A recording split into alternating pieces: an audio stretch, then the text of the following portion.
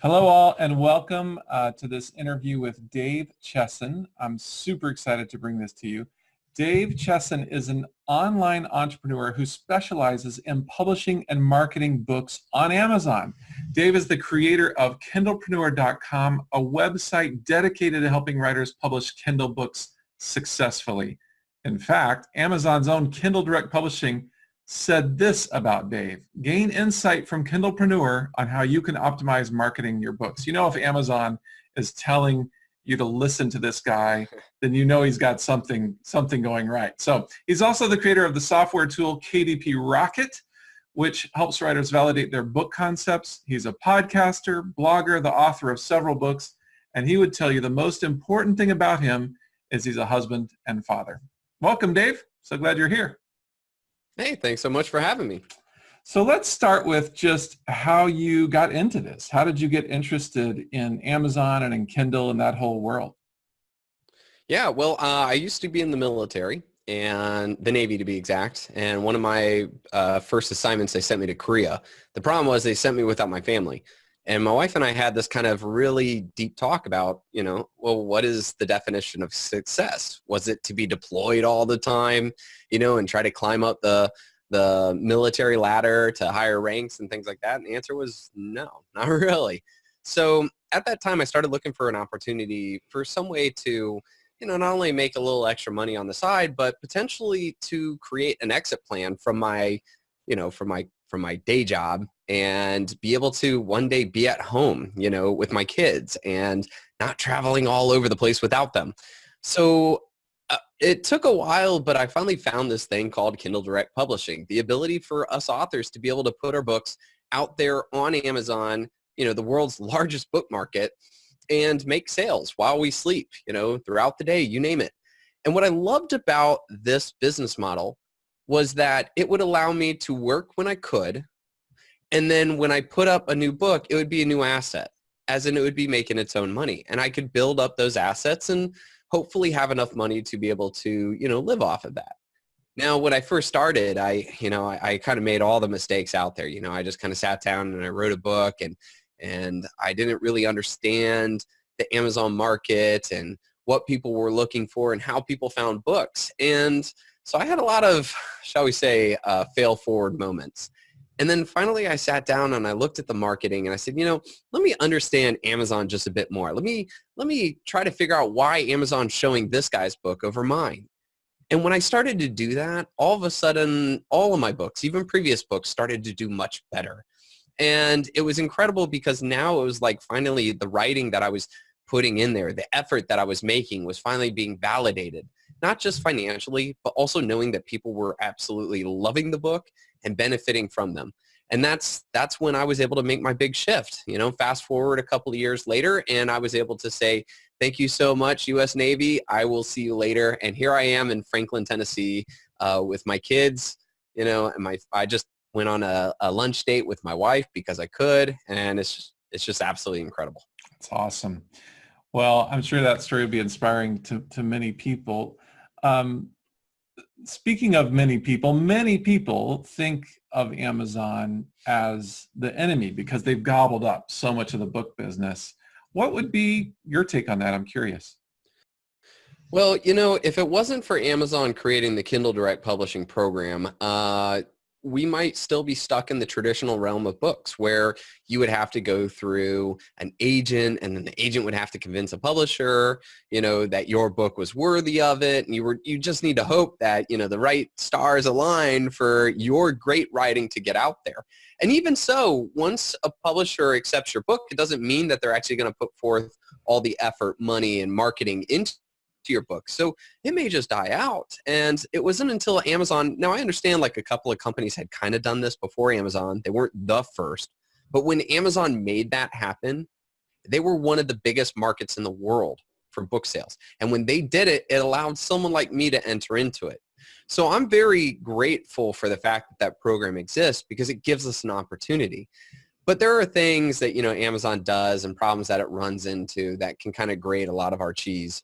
And, and those things exist. And yeah, Amazon as a company is trying to work to gain even more global reach in the book market.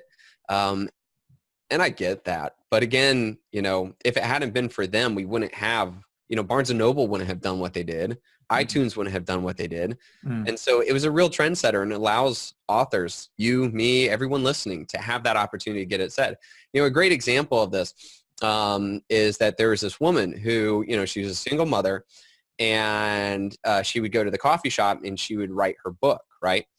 And sure enough, like, she got an agent, and then that agent put it around to all these publishers, and 11 of them rejected her book, just straight up. She even changed her name. She did all these things to just try to get a publisher to accept the book.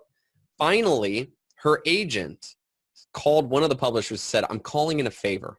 I want you to check this book out, okay? So the guy says, fine, all right. So he takes the book, but he doesn't read it. He takes the first chapter and hands it to his 11-year-old daughter and says, here, you read it.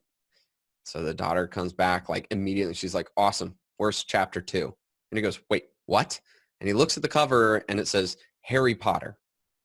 See, here was a book that I'm pretty sure we could say is probably the biggest moneymaker in modern time. I mean, the greatest success financially. And it got rejected 11 times. Her agent had to twist the arm of somebody in order just to get it checked. Mm-hmm. Now imagine if they hadn't have gone through all those steps. Imagine if J.K. Rowling had just quit after all the rejections had come in. Imagine if she hadn't gone the next, step. We wouldn't have Harry Potter. And so the old system has now made it that, that a Harry Potter could slip by. How many other incredible authors and incredible books have never made it because of an old system? At least with this, one would have the ability to take their art and get it out on the market. And to an extent, we kind of have Amazon to thank for that. Yeah, that's good. That's really helpful. People have asked me, I spent 20 years in the traditional publishing world, and people have asked me, what do you think about self-publishing? And I've been a raving fan from the start, because it gives people an option when publishers say no. And because, oftentimes, I wouldn't say oftentimes, but a number of times when I worked in the traditional publishing world, we pick up that self-published book that did well and then publish, an even better edition out in the marketplace, or at least we thought it was better, and so did the author. A great modern tale of this just happened in France. There was an author who took his book, brought it to all the publishers, and they all rejected it. So then he turned around, put it on Amazon, and he did Kindle Unlimited, which means that his book can only be sold on Amazon. Okay. Well, it turns out he just won like the #1 best book award in France. Wow. And all of the bookstores are ticked off. I mean, really pissed off, because they can't sell it. It's the one book right now in France that's the hot topic that everybody's looking for, and it can only be sold on Amazon. So the bookstores are actually really mad about this. Yeah, but it just goes to show that if it hadn't have been for Amazon, this author it just never would have made it. And here it is, the top book of the year for France. So it's amazing. Well, that's a good segue, actually, because you mentioned Kindle Unlimited. For somebody who doesn't really know the universe of Amazon, can you give us a little bit of a tour in terms of what are the different publishing options? We've thrown out these terms, KDP, Kindle Unlimited. We've heard of Create Space. Can you kind of help us, orient us to all the different options that are available to authors, both in terms of publishing on Amazon, but also, Kindle Unlimited and the different marketing options? Absolutely. So if you want to self-publish your book, you can go into Kindle Direct Publishing, which is the ability to upload your book onto Amazon. Now, what's really neat about Kindle Direct Publishing, or KDP, is that you can also set your book to be sold as an ebook or as a print book. And when you do this, what it is called is print on demand, which means that if somebody buys your book, Amazon immediately prints it right then and there and ships it for you. So we have the ability to have an ebook and a physical book. Okay, but there's other options out there too. You could use a company like Ingram Sparks to be able to create a hardcover book or also a softcover book. You could use Lulu to create a hardcover book or softcover book, but they'll all fit inside of Amazon, so that if somebody's shopping on Amazon, they still just see the option of Kindle, paperback, hardcover. You could also go to Audible and you can upload an audio version of your book, and that will also show up on your Amazon page too. So that's why you can see one book on Amazon that has all these different formats, okay? But Amazon is its own market, And we have other markets out there. We have iTunes, we have Kobo, we have Barnes and Noble, we have like 40, 50 different ones that are out there. I can't even come up with many of them off the top of my head.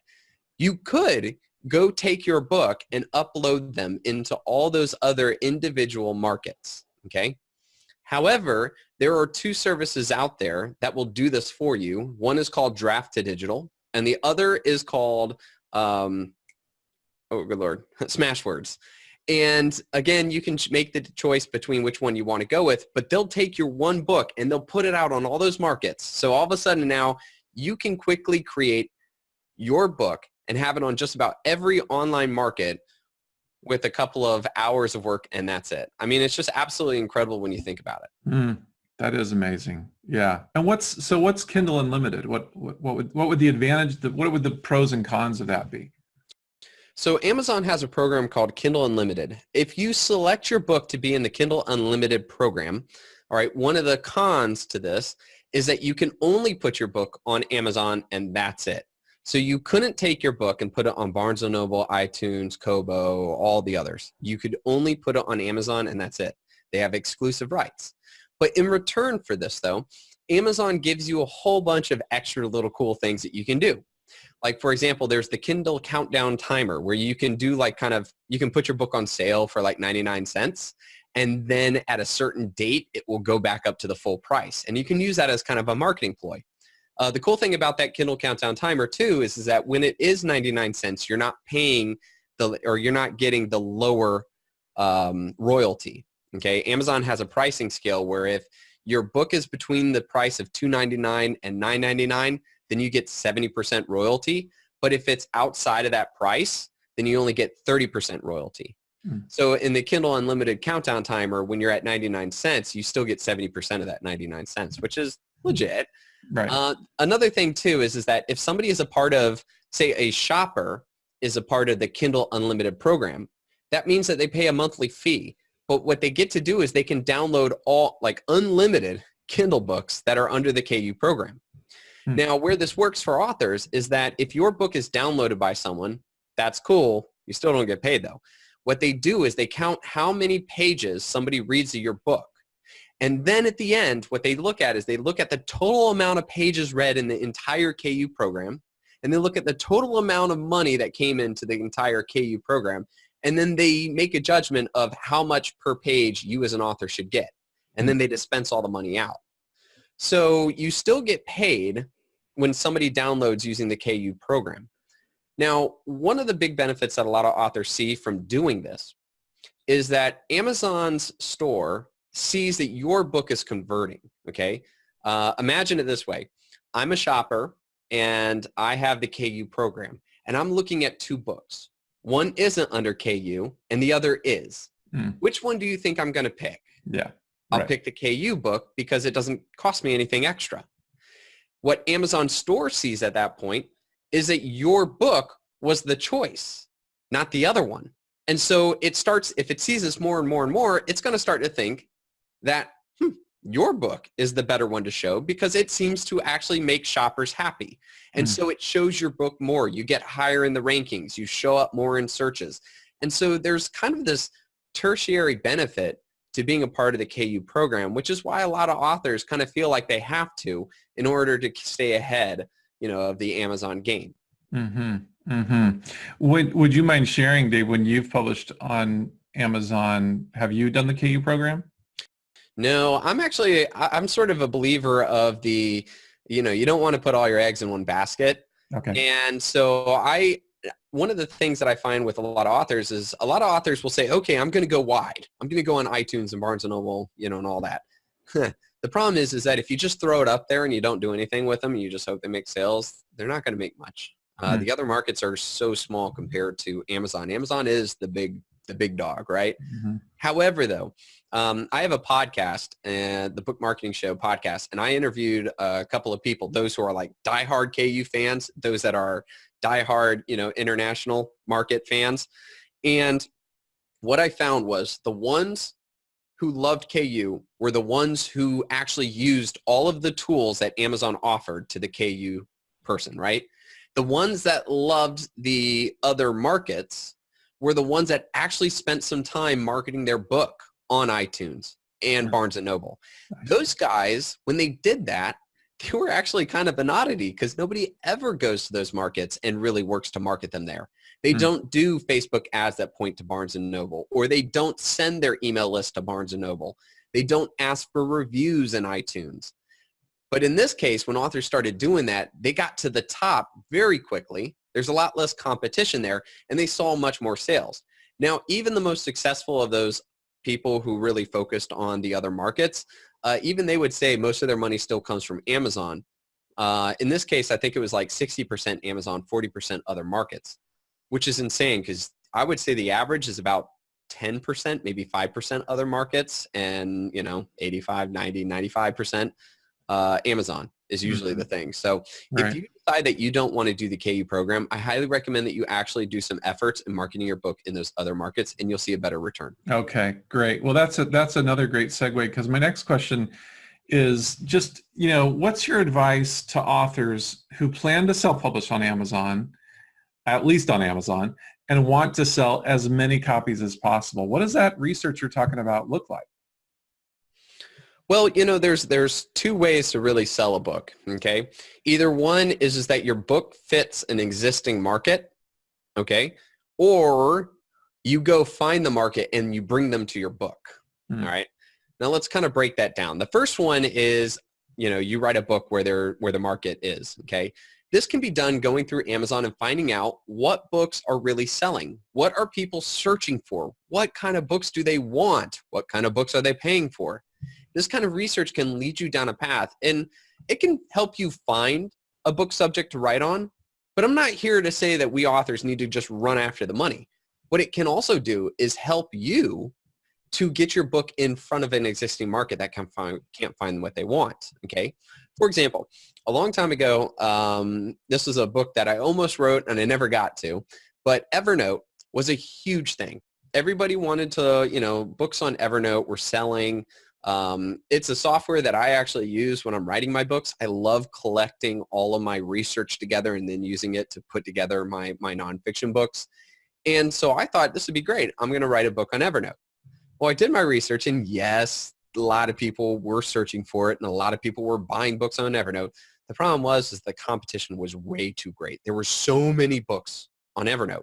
I never would have been able to get my book in front of people, even if it was the best book.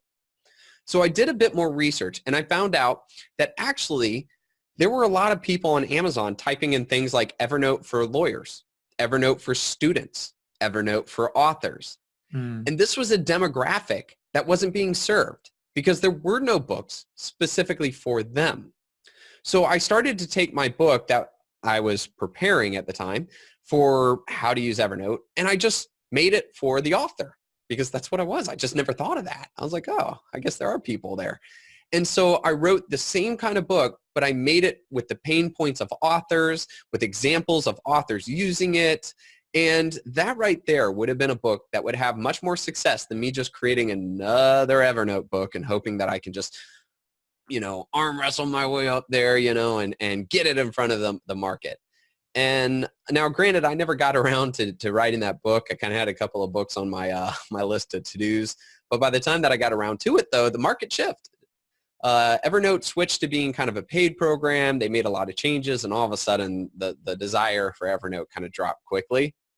But the biggest point that I'm trying to make, though, is we can do research, and we can find where just maybe a tweak to our book or the way we position our book can have a dramatic effect in getting our book in front of an existing market on Amazon. So this is the tactic that I think is extremely important, especially for new authors, because the other marketing tactic that I'm about to talk about is about finding that market somewhere else and bringing them to your book. Now that is some high-level stuff, okay? You have to be a marketer. You either have to have an email list that you already have generated, and you can just send out an email and say, hey, come buy my book. There you go. You could have a huge following on social media where you could just tell your followers, please go buy my book. Again, you're taking them from somewhere and bringing them to your book. This could be you have a skill in Facebook advertisement where you're directing people who are scrolling through looking at cat videos, and next thing you know, they're like, oh, there's a book. I should go check it out. Like, that's a lot of skill set to get somebody to go away from the cat video to then decide they want to buy a book right now and then to buy your book. Mm. But the point, though, is that that does exist. That marketing tactic is there. If you're new and you've never done that before, we can build up towards that.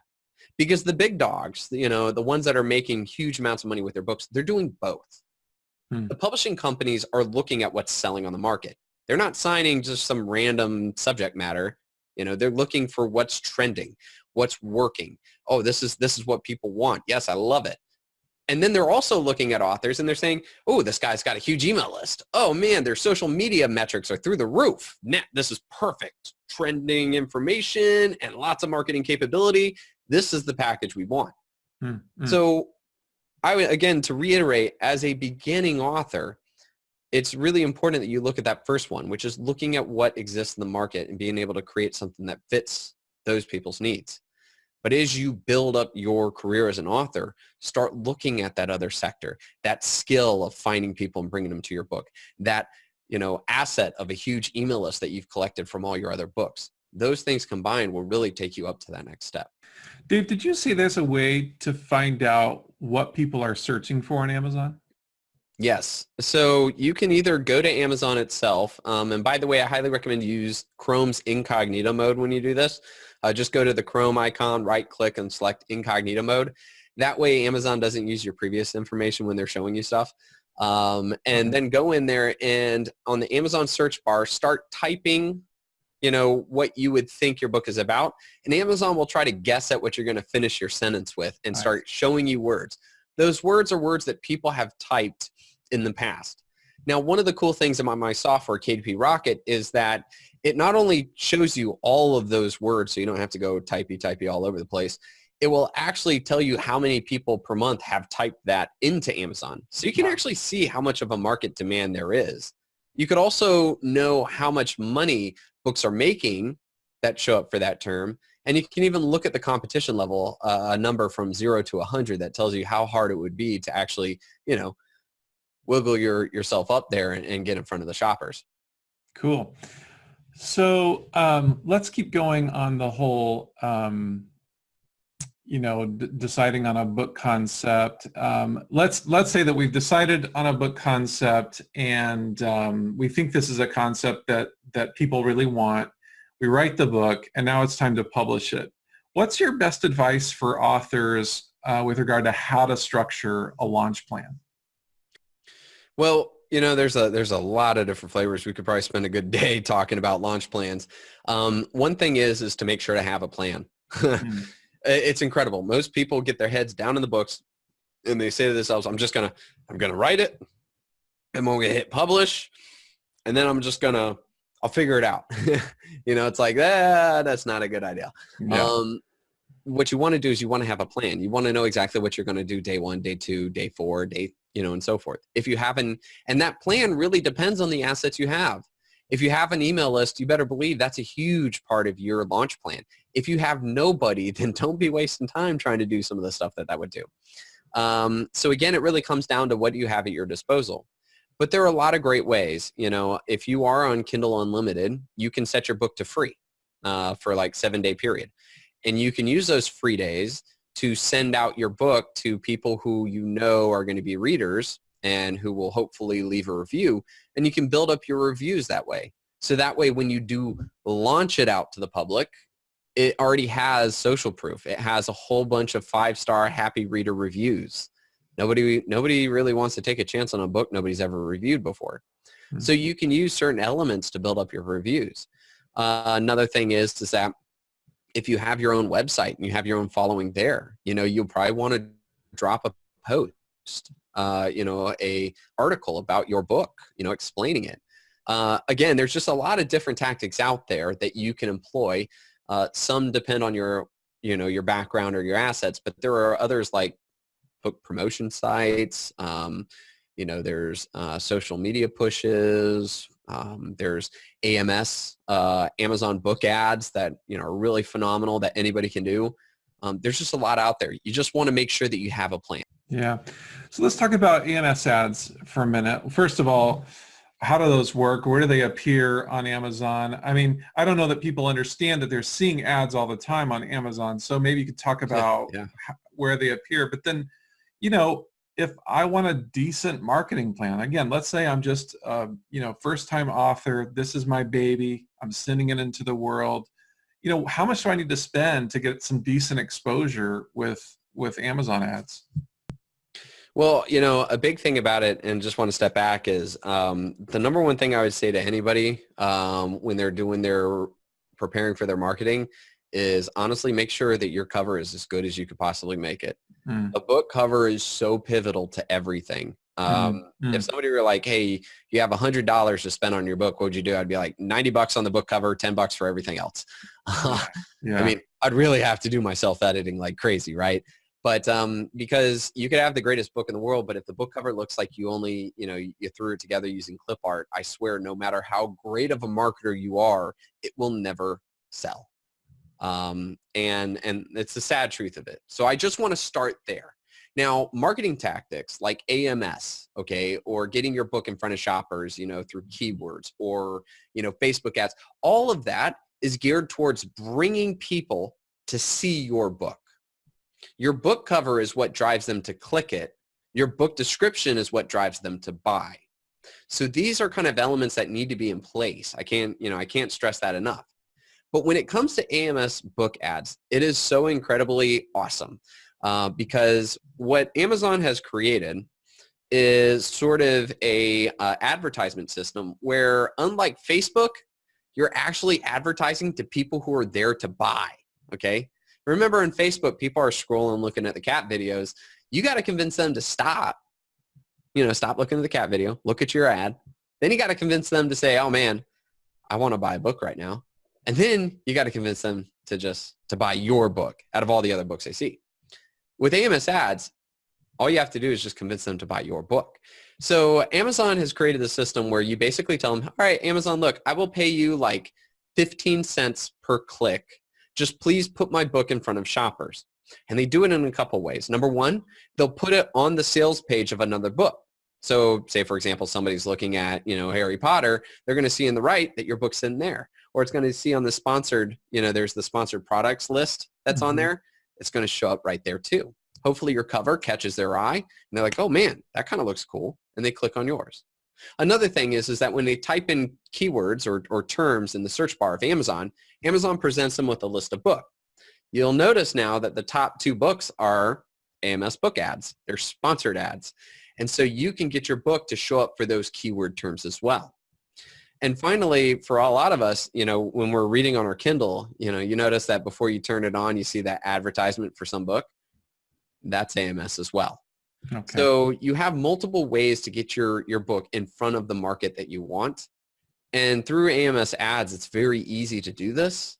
And you can finally say, well, I know that lots of people see my book. And that was the biggest part. There are a lot of great people who have great covers, great book descriptions. They're great writers. They just couldn't get in front of people. AMS ads, it takes care of that. Okay. And you say you pay per click. Does that mean that I'm not paying just for impressions? I'm paying actually when somebody clicks my cover. That's right. So say, for example, you set up your AMS ads and Amazon works hard to get your book in front of 100,000 people, which is very doable. Like a lot of people are like, wow, that's actually pretty easy to do. If nobody clicks your book, then it costs you nothing. That's it. Nothing happens. Now, I assure you, if 100,000 people who are fans of your type of book or are looking for your kind of thing see your book and they don't click it, that's the most obvious thing of you might want to change your cover because it got nobody to stop in their tracks and look at it and click on it. All right. But now what's really cool is that, and this is one thing I love about Amazon ads, is that we can see how many people saw it, we can see how many people clicked it, and then we can see how many sales happened from that click. What this tells me now is, say, for example, okay, I got lots of impressions, lots of people seen it. I got some good clicks, which means people saw my book cover and they were interested, but then I don't see any sales. Guess where the problem lies? My book description. Yeah. It is not convincing people to take that next step. It somewhere on my sales page is stopping that person from taking action now and getting my book. And I've had a couple of times, like I worked with Galaxy Press. about 6 or 8 months ago. And I looked at their AMS and I saw that they were doing great on impressions, great on clicks, really bad on sales. And looked at the book itself, changed up their book descriptions, and we 3 times their conversion rate. And it wasn't just for AMS ads, it was for everything they were doing. Because we finally found where the one problem was for their book. And that was it. It was the book description. Okay. So if you are self-publishing, you get to control all this in Amazon. Yes, you do. You control the AMS ads, you control your description, you control what your cover looks like. But if you're a traditionally published author, you don't have as much control. What advice would you give to a traditionally published author versus a self-published author? Well, when it comes to traditionally published, it depends on your contract, right? A lot of times the contract will be very, very straightforward you will use our book cover, and that we will write your book description and all that. Okay, got it. You don't have much of a choice on that one. But I have seen a lot of publishing contracts where the publishing contract is there, but it's on the author to come up with the book cover, which I always thought strange, but I have seen it a couple of times. So I just want to put that caveat out there that it's not always that way.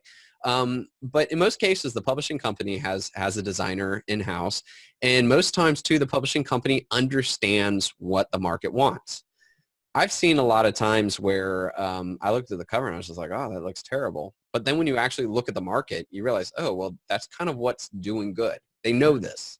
A buddy of mine once had his rights bought out in Japan, and they sent him this horrible looking cover. I mean, it was just, it was like, this doesn't even stick out. It doesn't even look like, what is this? Japanese publishing companies, believe me, we know the Japanese market for this kind of book. He's like, all right, sure enough, he was like the #1 bestseller in Japan. So wow. Publishers understand what a cover should look like. So, got it, go with it. Book descriptions, that's an area, not gonna lie, I think that's an area where publishers could maybe do a bit better with. I think that they treat the book description like a back book blurb, which is not the same as an Amazon book description. Amazon shoppers are very quick to turn back, whereas like when you're in Barnes & Noble and you're flipping over a book, you're not going to read the first sentence and throw it back. I mean, the effort of having to get the book off the shelf and then turn around and look at it, I'm going to read a little bit more than I would if I was on Amazon, where I can just click back and keep going. So there are different tactics on the book blurb. But in truth, they really do know what they're doing. Usually, though, authors can have a bit of say, just kind of working with their upline in the publishing company, being able to say that, hey, there are a couple of keywords that I think would be good. It really depends on the relationship, because they can go into their KDP dashboard and change up things. But is that one person going to want to change up your stuff all the time? No. Right. You're going to run into a blockade at that point. Now, with AMS ads, though, there is a way that authors can do AMS ads themselves for their published book. Okay. And that there's a way that you can create basically it's a publisher account on AMS. And I haven't worked the exact details. I just know that it exists. I'm going to be recording a video at some point of actually doing it, but you can get permission to advertise somebody else's product. I see. And so this will allow authors to actually take control of their books and be able to put money into the marketing efforts, because the truth is that, publishing companies are great, and, they're working AMS these days. Most of them are, but they're not giving, they have hundreds of books, Right. They might not be giving your book the attention it needs, and it might be worth it to really spruce up your sales by hitting that. And like we talked about with KU, where like people end up buying the KU book over the non-KU book, and Amazon sees those sales and is like, oh man, this book's doing better, let's show it more. The same thing happens with AMS. The Amazon book market sees that there are all these sales coming in, and it doesn't say, oh, but that's AMS. No, it just sees sales and says, this book is doing good. It's converting. People like it. And so it'll actually start to show your book more. So AMS can really breathe in some life to a book. Okay.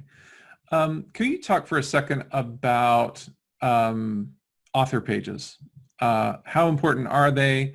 What are the do's and don'ts that you'd recommend? The amount of time it takes to create an author page is absolutely worth it. Okay. Honestly, in a couple of hours, author could put together a legit, amazing Amazon author page. And the benefits are great. One thing in specific, and by the way, you do your Author Central account, create the account, and then you can start updating your information. Now, if you've gone to, let's say, for example, you go to a famous author's Amazon page, okay? You've got the picture of the book, you got the book description, you scroll down. Now there's this section. You see things like editorial reviews. You see more about the author, okay? This is an ability to really legitimize yourself more so, okay? And to really impress upon the customer that you know what you're talking about, okay? If you're nonfiction, you better believe it, right? If you're fiction, there are a lot of ways to really show your chops. For example, in the editorial review section, you can actually use anybody's review. Like they flat out say, and yes, they say this exactly, even your mom can leave an editorial review. It doesn't matter. It could be a paid review. You could go to, one of these famous book review sites, pay them to review your book, and you can put it in the editorial review section. You can't have them put it as an Amazon review, but you can there. So say, for example, you're writing a children's book. Go to some of the children's book review section, review blogs, pay them to check it out, and then grab a sentence of their review, post it on there, and then you can put in bold, top children's book blog, whatever the name of that book review is. Now, if I'm scrolling and I'm looking and I see that yours is acclaimed by some of these, maybe I don't recognize that website, but I recognize what the website's about because of the name of it. Cool. Another thing is that if you're in the industry, say, for example, you're writing about lower back pain and you're a chiropractor yourself, just getting some of the local chiropractors to talk about you as, as an authority, or, as somebody they trust, even some of your customers, whatever it be. We all have a way to get some type of legitimate statement, and putting it there can go a long way into building your credibility. So that's a huge part. Another thing is on the more about the author. I highly recommend that when you create your author bio, don't make a resume. Okay. No, nobody cares that, you love cats when your book is about, being an astrophysics, person. Instead, write your bio for two things. Number one, humanize yourself, but humanize yourself in terms of the content. Okay. If you are an astrophysics, sure, you can make a joke about Schrodinger's cat. Okay. If you're a cat person, hey, you just humanized yourself and you stayed within the realm of content. Awesome. That'll actually stick out. And anybody knows about Schrodinger's cat, quantum physics. Oh yeah. I'm actually a physics geek. Okay. But I digress. But say, for example, you're writing about, fantasy. Okay. I wouldn't say that people would care that, when I was a little girl, I used to write, I used to love writing. Okay. Yeah. But let's talk about, some of the books that influenced you, right, in the fantasy genre, and what this drove you to do, how you built up your skill, how you live your life, and maybe even some fun things. John Scalzi, I love his bios. He is probably one of my favorite sci-fi writers. And I swear, every time I read his author bio, I'm laughing. I'm rolling on the floor laughing because it's hilarious. Like, he lives in a castle with his two, guard dogs of Cocker Spaniels, I'm not doing it justice, but his writing is hilarious. And that's what I, as a reader of John Scalzi, come to love, is his very witty, funny, but smart sci-fi. Right. And he wrote his bio in that same way that I'm like, yes, this is why I love him. Yeah. So use that opportunity. Don't write a resume. Find something that truly connects you, because I think an author bio is a way to almost take that lover of your work and turn them into a lover of you. It's your introduction. Give it some love. That's good. That's really good. So, Dave, I imagine some people are watching this and they're thinking, okay, I'd like to go deeper. Can you talk about Kindlepreneur? What is it? I mean, because Kindlepreneur it sounds like maybe I need to be an entrepreneur to take advantage of Kindlepreneur. Can you talk about what that is, and then what is KDP Rocket? What does that do? Sure. Well, so Kindlepreneur, my website, is devoted to teaching advanced book marketing. because there's a lot of great things about self-publishing and writing. And when I started to look at it, Amazon as a marketplace, it's incredible, but you just kind of have to understand how to, get your book in front of them. Like we started off, right? I was a writer. I didn't understand how Amazon worked. But when I figured it out, it gave my books the best opportunity to get in front of shoppers. So the entire website's devoted to that, helping authors understand how the Amazon market works, how to get their books in front of more people, and all the steps that they can take to get those sales.